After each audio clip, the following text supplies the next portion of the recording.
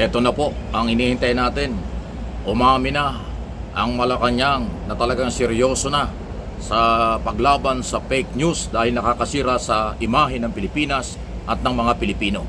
Although ito'y matagal na sinabi ng Pangulo pero hindi nga po gumalaw yung mga dating opisyalis ng Presidential Communication Office. Pero ngayon, nilagay na si attorney, vlogger, broadcaster at may tapang talino na si Communication Undersecretary Claire Castro at Palace Press Officer. Kanyang kinumpirma ang mga gagawin.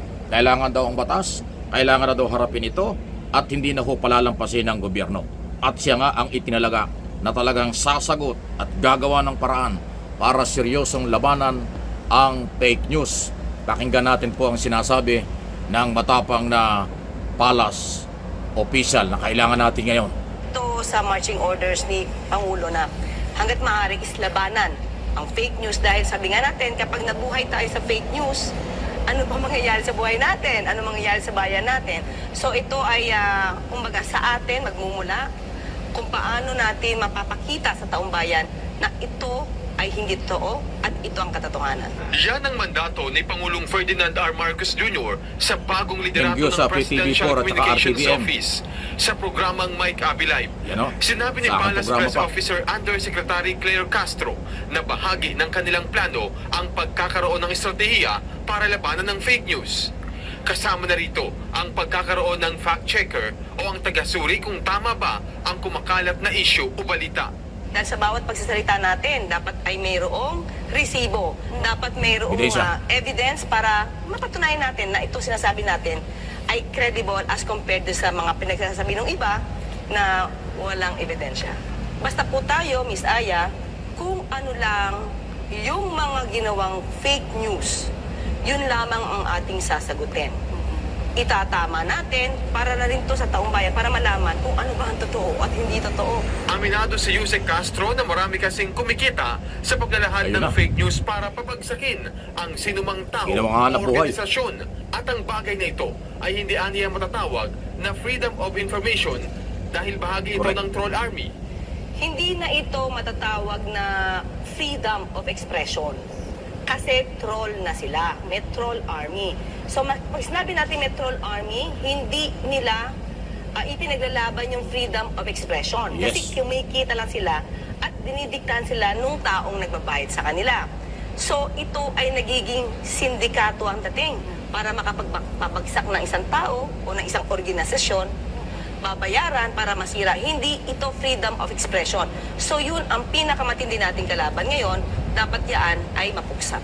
Bagamat may batas ng cyber libel, pero wala pa aniyang batas na maaring magparusa sa mapatutunayang parte ng troll army.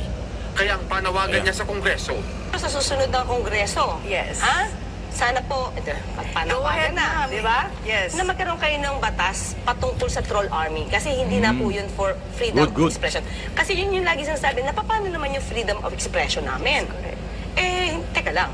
Kung troll army kayo, hindi nyo na-exercise yan. Kasi bayaran kayo. Sa usapin naman ng mga naging banat ni dating Pangulong Rodrigo Duterte sa administrasyon, kabilang na ang tungkol sa di umano'y diktadurya. Lawyer ako, lawyer din naman si dating Pangulong Duterte. Sa bawat sanang salita na bibitawan niya, dapat meron siyang pang-backup. May ebidensya siya. At ano ang mga nakita niyo na ebidensya na ganyan ang mangyayari? Okay? Lahat naman tayo hanggat maaari ay ayaw natin ng martial law na papang-abuso. Okay? Basta mapang-abuso ng martial law. Now, meron ba siyang nakikita? Meron ba tayong nakikita as of now na magiging diktador ang Pangulo natin? As compared sa nakita natin noong 6 na taon na siya ang nakaupo. Maraming signs, Miss Aya, na pag-aralan na ito. Although sabi na natin, kayo ang mag-decide. May mga pagkakataon hindi sumusunod ang ating dating Pangulo. Sa gold reserves issue naman, sabi ni Yusek Castro, alam mo kung gagamitin natin talaga ang pagsusuri, pag-aaral, imposible kasi nasabihin na may pagnanakaw ng ginto. Tandaan natin, nung panahon ni dating Pangulong Duterte, merong sa batas kung saan ini-encourage nila yung mga small miners na magbenta ng ginto sa Bangko Sentral. Kasi tax exempt siya. So yun yung pang-encourage. Now, dadami ang ginto natin because yung mga small miners magbebenta niya sa BSP instead sa black market. So ito mga ginto na to na nabili, no, from the small miners, hindi yan pwedeng i-imbak lang yan. Hindi siya magiging liquid. So paano mo yung ipapautang sa mga investors? So kinakailangan talaga regular strategy, routine strategy ng BSP na magbenta ng ginto para pag naging cash yan, naging liquid yan, ipapautang nila yan sa investors. Mula sa PTV Manila. So napakalinaw po ng paliwanag. Tinamaan na naman ang mga Duterte rito. Talaga lang sinagot na lahat. Pero ang maganda ron, may panawagan ng Malacanang gumawa ng batas na panlaban sa mga troll company or nagbabayad, gumagastos. Yung sinasabi ko ng araw pa, may director, may producer, may financer ng mga troll, buzzer at mga vloggers na anti-Marcos o kritiko ng gobyerno. Okay? So malinaw, ang paniniwala ng Malacanang, hindi yan parte ng demokrasya. Yan ay pang-aabuso dahil sila'y bayad o binabayaran kung sino man. Pero ngayon, wala pang batas na para labanan yan. Maliban doon sa cyber libel, puro demandang abutin, kailangan labanan na etong mga troll na ito. Yan po. At inamin na rin po ni Undersecretary Castro, siyan talaga ang kanyang misyon. Yan na ngayon ang galaw ni Pangulong Marcos. Harapin ito. Seryoso na. Panagutin ang dapat managot. Hindi pwede na at enough na yung ginawa sa loob ng 2 taon at kalahati ng paninira ng mga Duterte, ng mga troll at pinaniwalaan ng Malacanang na bayaran dahil may perang involved umano dahil sa mga galaw na ito. Iyan ay hindi na parte ako 100% bilang broadcast journalist ng halos 3 dekada na sa larangan ng broadcast industry o business. Hindi po talaga parte ng kalayaan ang paninira below the belt at higit sa lahat walang pagpapatunay, intriga, chismis at pang-aagaw ng kapangyarihan ang pinakalayunin. Hindi yan parte ng kalayaan. Yan ay abuso sa karapatan, pang-aabuso sa demokrasya, pang-aabuso sa kalayaan sa pamamahayag. May limitasyon. Nung araw ko pa sinasabi, mga kaibigan, from day one, sinabi ko na, ang kalayaan ng ating bansa kailangan natin. Nakasaad sa saligang batas. Freedom of expression, freedom of assembly, pero meron tayong limitasyon. At ang lalampas sa mga limitasyon, merong accountability, responsibility, transparency, accountability sa mga nasa gobyerno. At ang accountability, lahat yan, mapribado ka, anumang klaseng antas, anuman ang kasarian mo, under the law, merong accountability pag wala sa lugar.